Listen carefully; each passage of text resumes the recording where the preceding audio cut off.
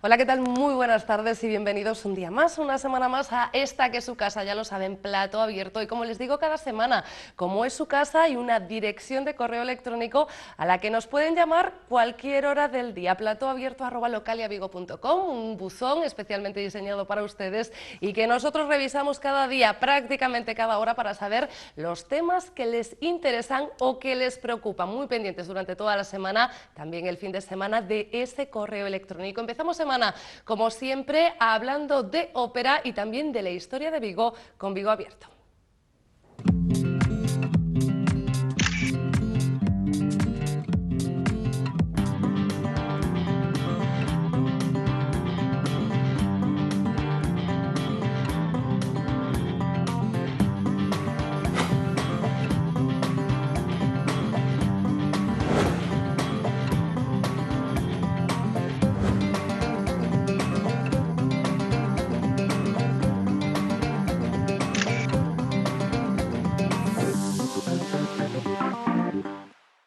Y si hay una persona que escenifica y representa, de hecho es ella, esta sección, es Olaya López. Olaya, ¿qué tal? Muy buenas tardes. Muy buenas tardes, María. Ya no estaba acostumbrada a tenerte aquí al ladito, por fin te hemos invitado otra vez. Y el invitado es Pati Blanco, responsable de comunicación del Corte Inglés. ¿Qué tal? Muy buenas tardes. Hola, muy buenas tardes. Y Olaya es la que nos explica en este momento cuál es el motivo de que este invitado esté presente en este plató. Yo lo anunciaba al principio, como siempre, es para hablar de Vigo y de su historia. Olaya. Efectivamente, y como no podía ser de otra manera, tenemos aquí a Pati Blanco y tenemos que hablar del Corte Inglés, de esa Gran Vía que no puede ser reconocida sin la forma de ese edificio tan monumental que es ya parte de la historia de nuestra ciudad, cómo no. Y que por eso quería hablar con él de esos inicios, de esos comienzos, de por qué llegó aquí el edificio y por qué llegó aquí el proyecto del Corte Inglés el 11 de septiembre, una fecha muy señalada, pero de 1975, ¿verdad, Pati? Sí, efectivamente. Yo creo que era una asignatura pendiente. El Corte Inglés tenía muchísimas ganas de estar en Galicia en aquella época. Era el centro número 10, que es un número muy significativo de la organización. Era el último centro con todas las novedades y, lógicamente, después de un proceso, de un periodo de conquista de espacio, porque no fue fácil todo el tema de la gestión, las negociaciones, había una especie de islote de un pequeño comerciante hasta que se pudo convencer para disponer de toda la parcela, de todo el solar y construir el edificio, un poco el sueño de estar presente en Galicia, porque fue el primer centro del Corte Inglés en la comunidad autónoma. Eso nos llena de orgullo y satisfacción como vigueses, está clarísimo, pero es que aparte fue el primer centro comercial, digamos, el mejor de Europa, no porque estuviera en Vigo, sino por el modelo que intentaba exportar e importar el Corte Inglés desde los Estados Unidos. Un modelo que se basaba en un gran centro comercial con muchos departamentos. Mientras hablamos, seguro que vamos a ver las imágenes de cómo fue esa construcción paulatina en la Gran Vía, pero cuéntanos cómo fue ese reto de implantar ese modelo en Vigo. Bueno, lógicamente es muy importante definir que más que un centro comercial es un concepto de gran almacén, ¿no? Concepto de gran almacén, que es un planteamiento de integrador, de servicios, de tiendas. En aquel momento fue, yo creo que toda una revolución, ¿no?, para la época. Estamos hablando de la España de 1975, ¿no?, hace nada más y nada menos que 40 años. En esa época, el decir que venía un gran almacén con 200 tiendas prácticamente, con 64.000 metros cuadrados construidos en la parcela, de los cuales unos 34.000 aproximadamente eran de superficie comercial, pues era muy llamativo. Las macrocifras eran increíbles, ¿no? Y además datos muy sintomáticos de un poco de esa dimensión. Por ejemplo, se decía en aquel entonces que los 3 ascensores tenían la capacidad de mover a 11.000 personas por hora y las 2 escaleras mecánicas que iban a lo largo de todas las plantas del edificio, el edificio tenía 8 plantas y un ático, las 2 escaleras mecánicas tenían una capacidad de 16.000 personas a la hora de soportar ese tráfico, ¿no? Una tecnología que era pionera, porque las escaleras mecánicas aquí poco las habíamos visto en esa época. No, eran pioneras muchas cosas porque, lógicamente, imaginaros, era el último centro de la organización, con lo cual era la vanguardia de todas las novedades, ¿no?, a todos los niveles, desde el punto de vista arquitectónico, las medidas de seguridad, la seguridad a nivel de construcción, los servicios que presentaba, los controles de todos los posibles excesos, el tema de la luz, el tema de la refrigeración, etcétera, etcétera, que aunque ha ido evolucionando, pero en aquella época era vanguardia pura, ¿no? Ahí Luego, estamos viendo el tema, sí, efectivamente, del aparcamiento, porque tiene historia, esta cosa que nos cuesta mucho de andar en circular hasta encontrar sitio, bueno, ¿verdad? es lo que define el Corte Inglés de Vigo, ¿no? Esa especie de aparcamiento aéreo, ¿no? Es uno de los mayores temores que también tenemos, aquellos que cuando sacamos el carnet por primera vez lo tengo que meter en el parking del Corte Inglés. Bueno, eso conseguiré. Sí, están girar poco el suspensos coche. por ahí. Tenemos que hacer un acuerdo con las autoescuelas para que esa prueba Claro. sea de las fijas, ¿no? A nosotros nos venía fenomenal, pero bueno, también eso ha sido un termómetro de la evolución, también de la mejora, ¿no? Aunque bueno, lógicamente el espacio es el que es y el acceso, pero bueno, dentro de nuestras posibilidades también últimamente a nivel de modernización del centro, ese proceso que vivimos ahora, pues hemos intentado mejorar los accesos y creo que se ha conseguido, ¿no? También con una mejor señalización, bueno, eso es un poco también fruto de nuestra propia vocación, ¿no?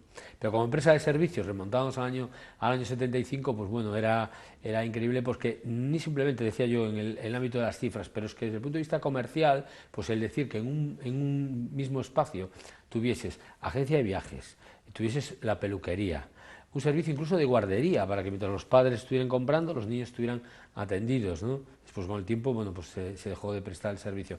Un restaurante, una cafetería, o sea, tintorería, etcétera, etcétera, una serie de servicios que de alguna manera exportaban no solo modernidad, sino integración en el modelo comercial, ¿no? Y yo creo que también el hecho de poder pagar con la tarjeta famosa del Corte Inglés, que fue casi pionero, Es ¿no? que ahora lo vemos con cierta normalidad, porque Claro. estamos habituados a los grandes almacenes, también a los centros comerciales de los que hablaba al principio Laia, pero lo cierto es que si hablamos de hace 40 años, vosotros conseguisteis que Vigo fuese el centro de la eurorregión, de repente todo Sí. el mundo se desplazaba a la ciudad. Sí.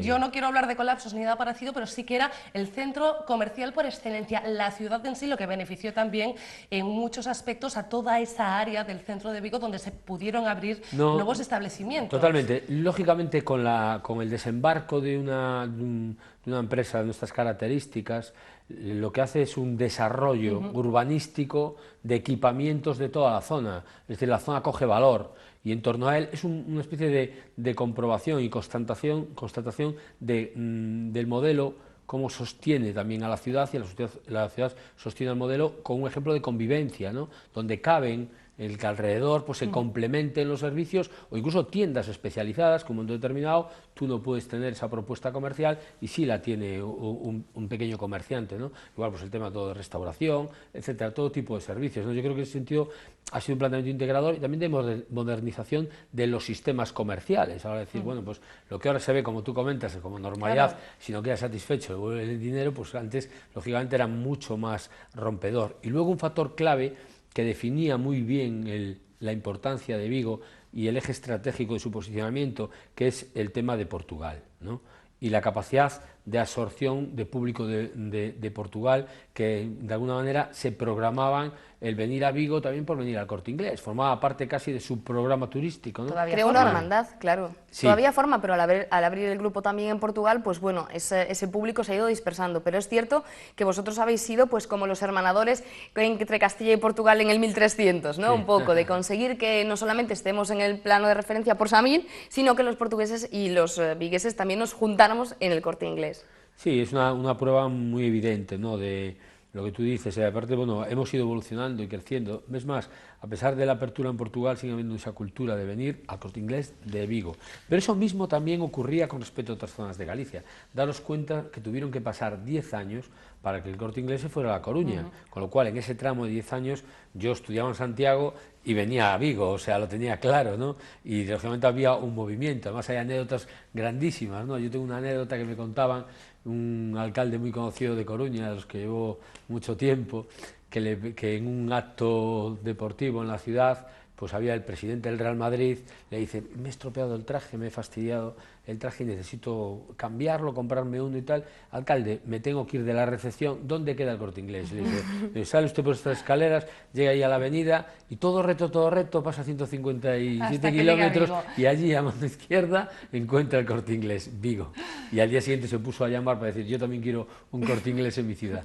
Indudablemente, tú no estabas hace 40 años cuando No. abría el Corte Inglés de Vigo, pero seguro que esas anécdotas, que estoy totalmente de segura, es un edificio tan moderno, con esos ascensores, con esas escaleras mecánicas que ahora las tenemos pues al final de la calle Príncipe, pero que antes eran muy complicadas verlas en el interior de un edificio. Seguro que hay un montón de anécdotas relacionadas pues con los que iban a visitar en aquel momento los grandes almacenes, y seguro que te las han contado. Bueno, sí, lógicamente casi la existencia de una escalera mecánica era casi como para dar una guía práctica, sí, ¿no? Una especie de cursillo, ¿no? Y hay anécdotas de todo tipo, desde la persona que se le prendía el vestido y se quedaba casi sin él, ¿no?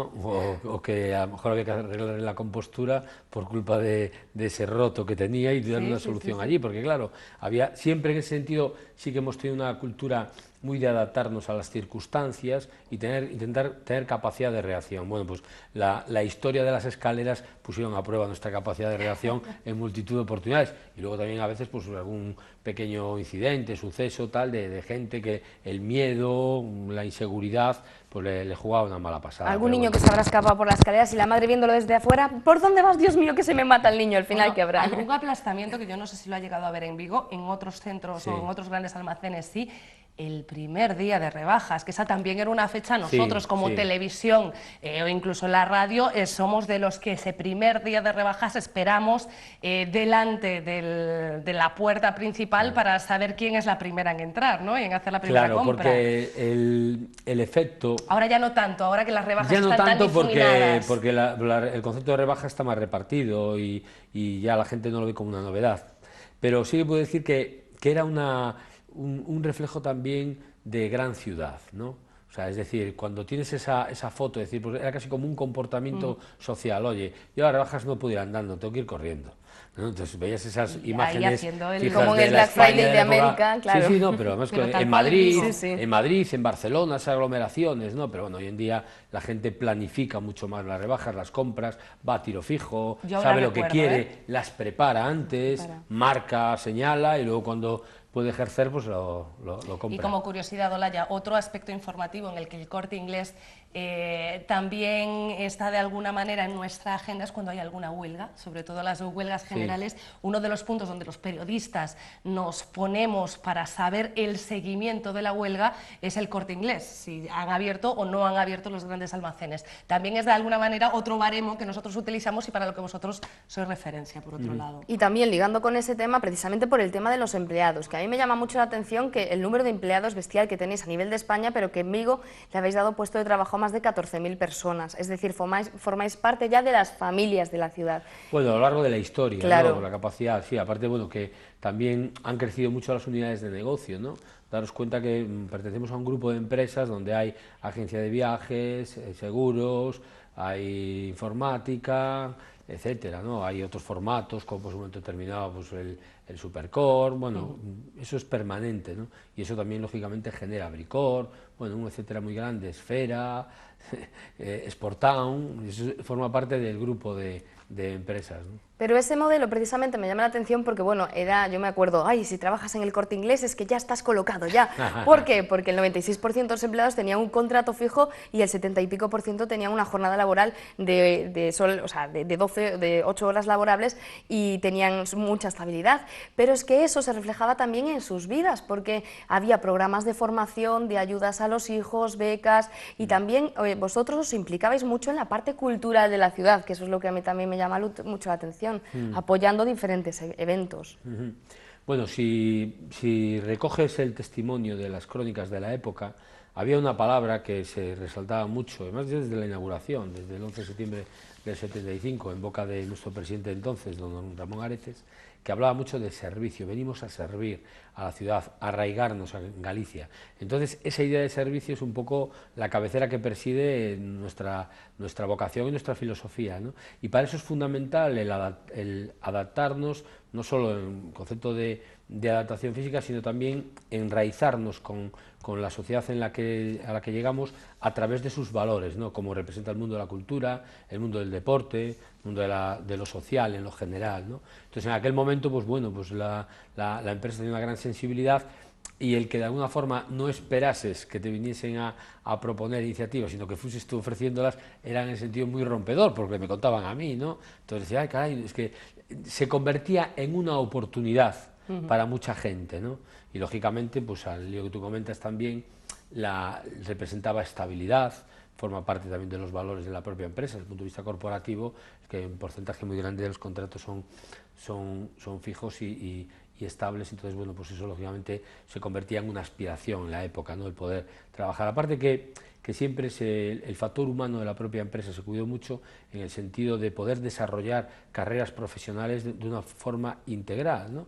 Porque para el comercio también se necesita vocación, y mucha gente descubrió y destapó su vocación pues simplemente pasando un periodo de rebajas, de refuerzo, en donde querías tener tu primera experiencia laboral, y era un escenario fenomenal el Corte Inglés para ganarte unos dinerillos para pasar el verano o para comprarte lo que quisieras, pero pasabas por el Corte Inglés tanto en la época de rebajas como en Navidad, etcétera, y eso también pues hizo que mucha gente nos conociera desde dentro. Está claro que hemos formado una gran familia en Vigo, por supuesto, y que dure mucho tiempo más. Yo no me quería ir sin despedirme del Corte Inglés y sin despedirme de ustedes presentándoles un vídeo que nos han permitido grabar en las instalaciones y que compara de alguna manera el pasado y el presente de esas instalaciones que nosotros tenemos, y vamos a descubrir muchos secretos en ese vídeo. Con este vídeo cerramos sección, pero antes, Olaya, muchísimas gracias. Muchas gracias a ti, nos vemos la semana que viene. Pati Blanco, muchísimas gracias. Nos vemos por el Corte Inglés, seguro. Muchas gracias. En una de las próximas ruedas de recibiros. prensa. Encantado. Señores, ustedes con este vídeo que presentaba Olaya cerramos sección, pero no se me marchen porque enseguida hablamos de ópera.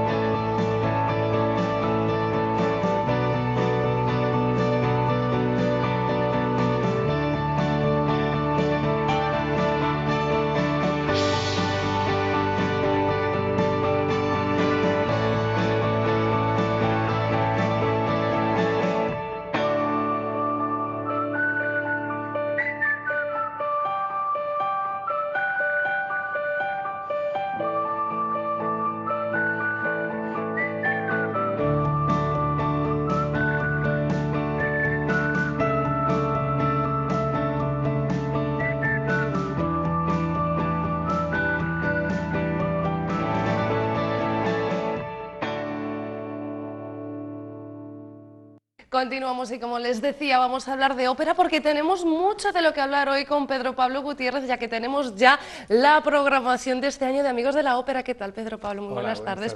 Antes de nada, una programación, ya lo anunciabas, lo avanzabas en este plato cuando todavía no podíamos hablar de las óperas ni de las compañías en concreto, más que completa. Sí, pues seguramente, porque es la primera vez en estos 10 años que yo llevo, al menos desde que se volvió a constituir la asociación pues hace justo 10 años, la primera vez que vamos a poder tener 4 óperas representadas, ¿no? Bueno, pues esto es un avance importante, demuestra que, en fin, bueno, la directiva trabaja muchísimo y hay un esfuerzo grande también por parte de las instituciones que nos patrocinan, el Concello, la Diputación y la Xunta de Galicia, que hoy precisamente ha hecho públicos las ayudas de este año, en las cuales pues estamos con una cantidad igual que el año anterior. Como bueno, no podía ser de otra forma, como mínimo, visto el trabajo y el resultado y sobre todo la promoción que hacéis siempre en Vigo del mundo de la ópera y de la cultura en general. Hombre, y encima utilizamos la Orquesta 430 de aquí de Vigo, utilizamos el coro de la Universidad de Vigo.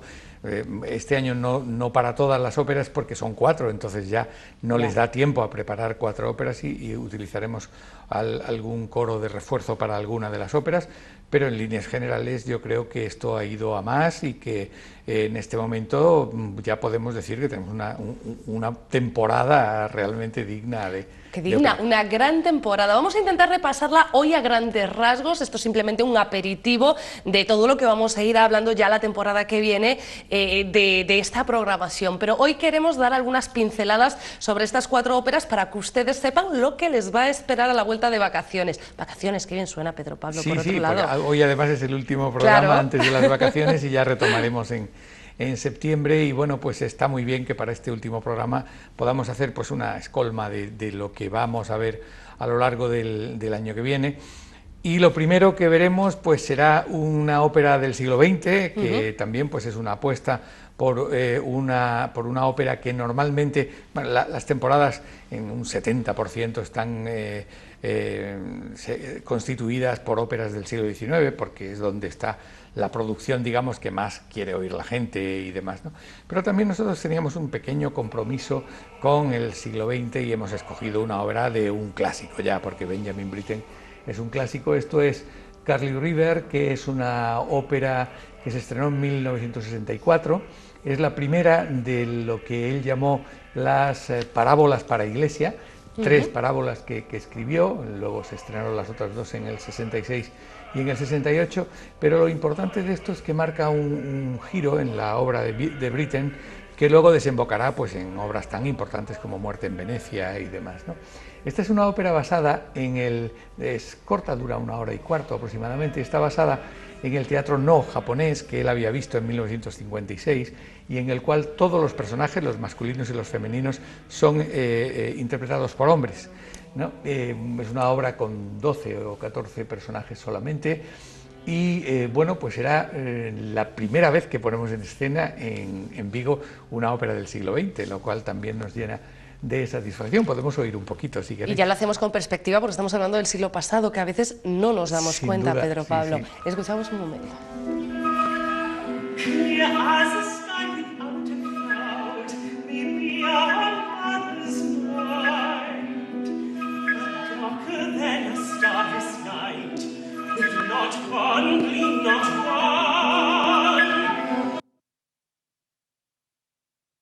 Que podemos hablar también sobre la historia de esta ópera del siglo pasado. Sí, bueno, solamente contar un poco el argumento. Es una historia, bueno, basada en ese tipo de teatro bueno, la historia, los personajes son la mujer loca, el viajante, el barquero tiene que pasarla por el río pero no quiere llevar a la mujer loca, y la mujer lo que está es buscando a un hijo que le ha desaparecido hace un año. Entonces cuando los está pasando el barquero le cuenta que hay una historia de un niño que llegó allí, que además llegó de la zona secuestrado, de la zona donde ella vivía, y que finalmente el niño enfermó y murió, pero donde está enterrado, su tumba se ha convertido pues como en un lugar de culto y tal, ¿no? Bueno, llegan allí y finalmente aparece la voz del niño que le dice a la madre que, en fin, que ya ha hecho suficiente con buscarle y no sé cuánto. La madre entonces deja de estar loca, en fin, es una historia así como muy japonesa.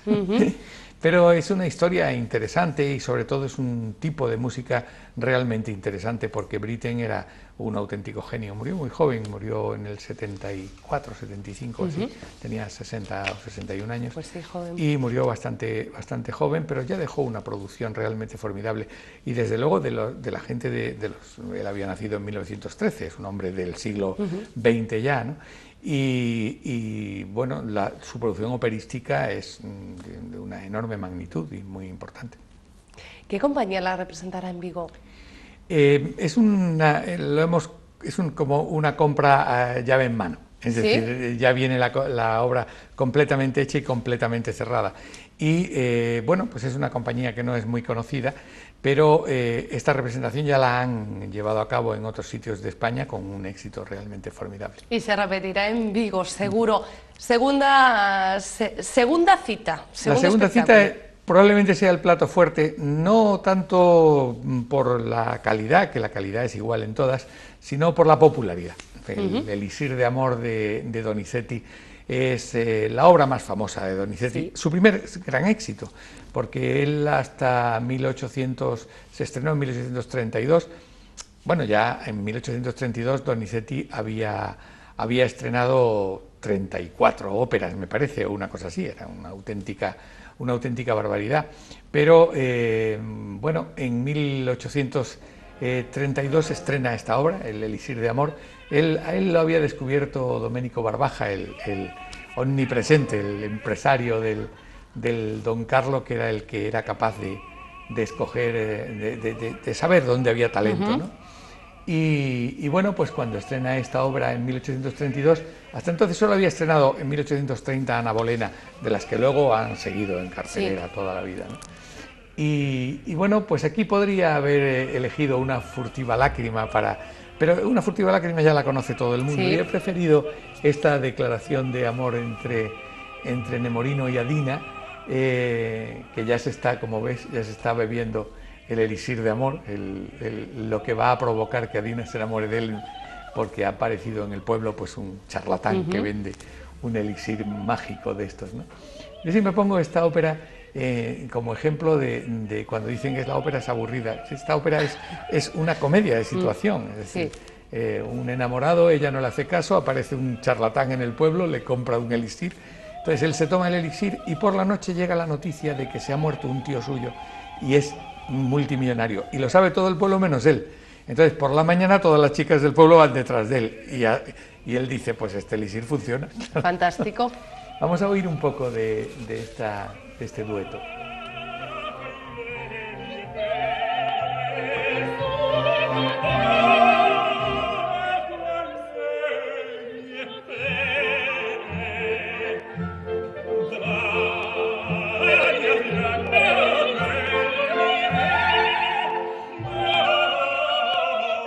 Hablando de...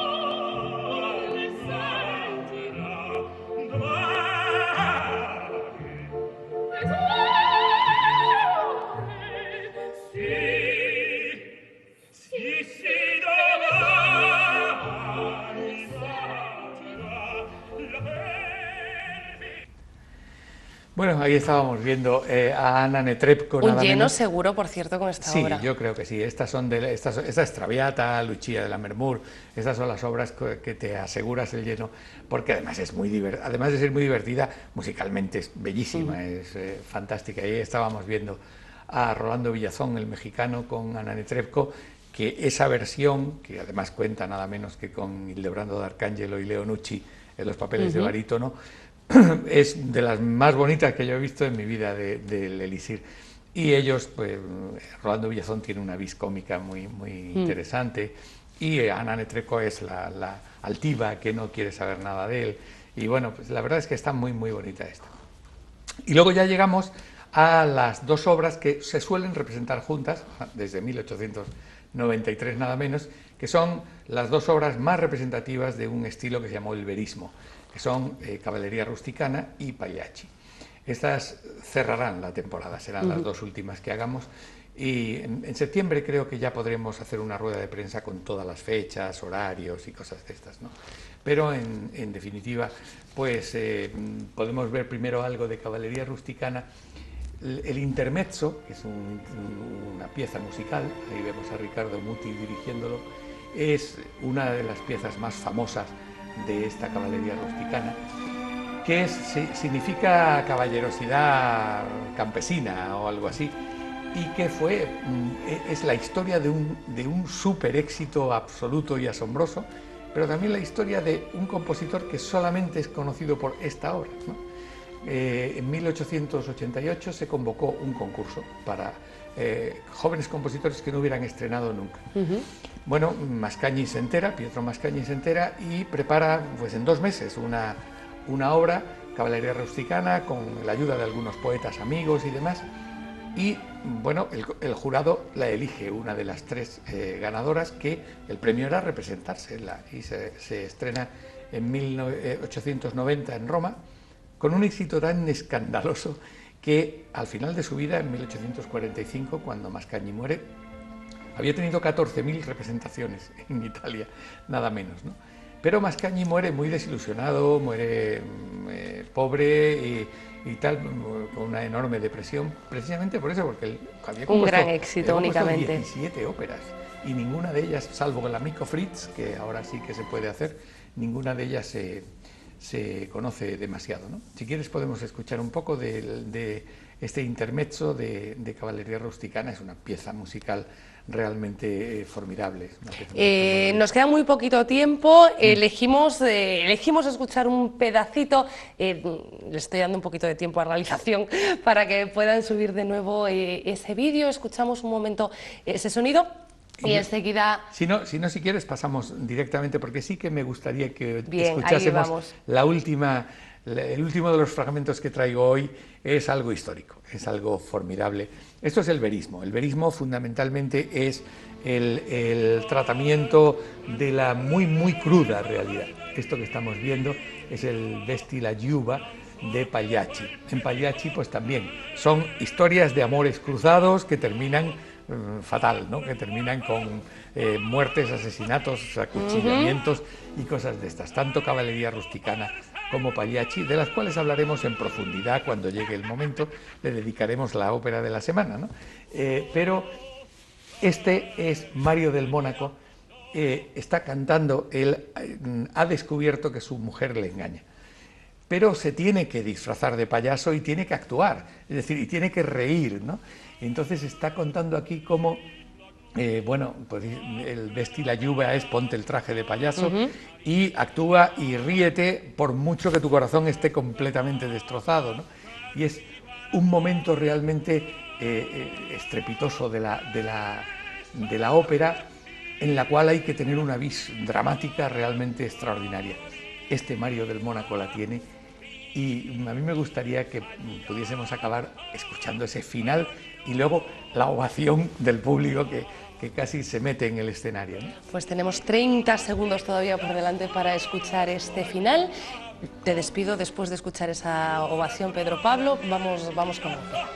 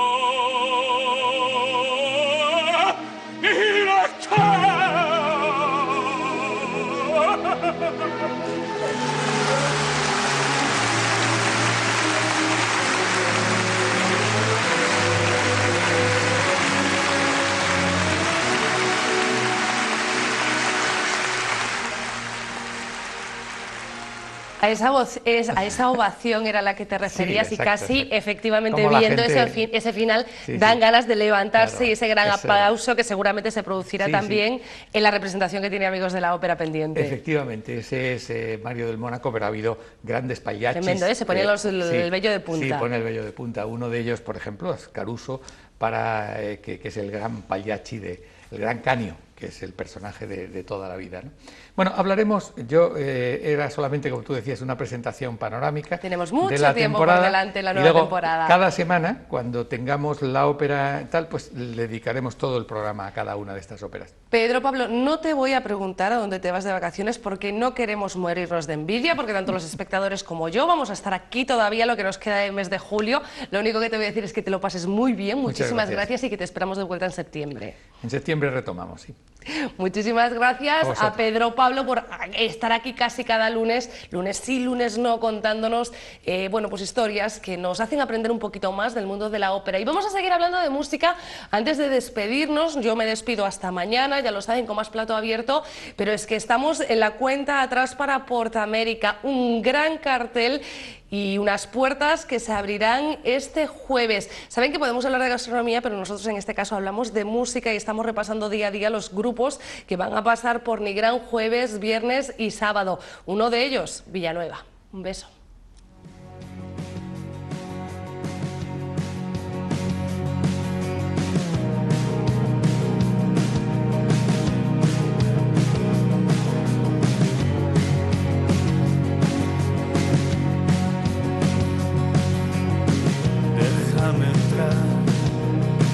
Déjame entrar aquí.